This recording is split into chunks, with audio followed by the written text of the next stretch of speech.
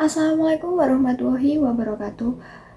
Perkenalkan, nama saya Davina Dulia Putri dengan NIM 2402 1010 2081 dari Prodi Pendidikan Fisika Universitas Jember dari kelas A. Di video ini saya akan membahas jujur mengenai pelaksanaan kurikulum merdeka.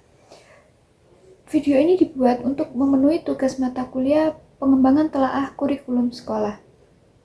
Ya, sudah 3 tahun kurikulum merdeka ini berjalan, tetapi terdapat satu pertanyaan yang perlu dipertanyakan. Apakah guru-guru di lapangan sudah benar-benar merdeka atau justru lebih bingung dari yang sebelumnya? Hai, saya Davina Dulia Putri. Di video ini saya mau membahas jujur mengenai pelaksanaan kurikulum merdeka yang membahas mengenai kelebihan, kekurangan, serta apa yang perlu diperbaiki. Sebelum membahas jauh mengenai kurikulum merdeka itu sendiri, apa sih kurikulum merdeka itu? Kurikulum merdeka merupakan kurikulum yang diluncurkan pada tahun 2022 sebagai respon dari hasil PISA yang memprihatinkan. Filosofi utama mengenai kurikulum merdeka ini bagus, yaitu mengenai pembelajaran yang lebih fleksibel, berpusat pada murid, serta guru diberi kebebasan untuk mengajar sesuai dengan kebutuhan kelas. Dalam kurikulum merdeka terdapat 3 implementasi pembelajaran yang ada pada kurikulum merdeka. Yang pertama yaitu mandiri belajar, yang kedua mandiri berubah, dan yang ketiga yaitu mandiri berbagi. Mandiri belajar sendiri yaitu sekolah tetap menggunakan kurikulum lama namun bisa menerapkan beberapa prinsip dari kurikulum merdeka. Yang kedua yaitu mandiri berubah, di mana sekolah menerapkan kurikulum merdeka dengan perangkat ajar yang sudah disediakan. Dan yang ketiga yaitu mandiri berbagi, di mana sekolah telah mengembangkan praktik yang baik dan berbagi kepada sekolah lain. Baik, yang selanjutnya kita akan membahas yang sudah berjalan baik terkait kurikulum merdeka. Oke, kita mulai dari yang positif. Yang pertama yaitu pembelajaran proyek penguatan profil Pancasila atau yang biasa dikenal dengan P5 yang cukup inovatif. Ini di mana siswa dapat belajar melalui proyek nyata seperti dari budidaya tanaman sampai isu lingkungan. Ini pendekatan yang jauh lebih kontekstual dibandingkan dengan hafalan teori. Yang kedua yaitu fleksibilitas guru yang meningkat, di mana guru di era kurikulum merdeka ini, guru mempunyai keleluasaan lebih dalam memilih materi, tidak ada lagi kewajiban untuk mengejar semua KD. Ini secara teori sangat membebaskan guru. Yang ketiga yaitu skor asesmen nasional sekolah pada kurikulum merdeka ini yang lebih tinggi.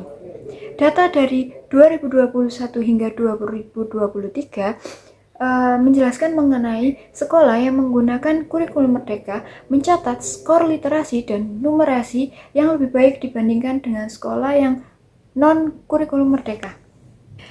Yang tadi sudah kita bahas mengenai yang sudah berjalan baik terkait dengan kurikulum merdeka. Yang selanjutnya yaitu kita akan membahas mengenai masalah di lapangan yang terkait dengan kurikulum merdeka. Yang pertama yaitu pelatihan guru yang kurang merata, di mana terdapat 52% guru telah dilatih, sedangkan terdapat 63% guru yang belum siap terkait dengan desain P5, di mana pelatihan PMM sebagian besar dilakukan secara online dan mandiri, di mana guru yang tinggal di daerah terpencil dengan internet yang terbatas tidak mendapatkan pendampingan secara nyata.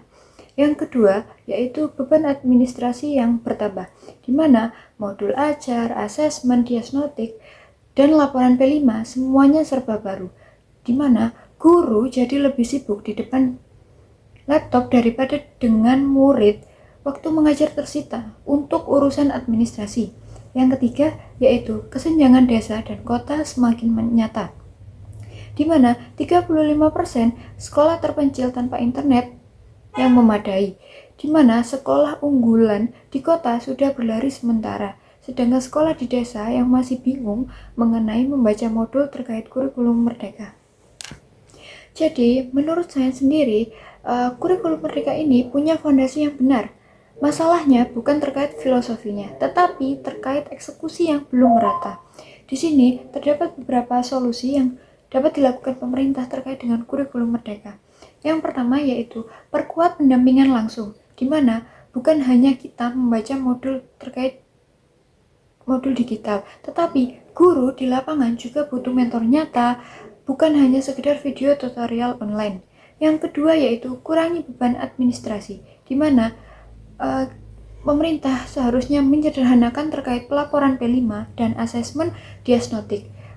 Beri guru waktu lebih banyak terkait di depan kelas untuk mengajar siswa.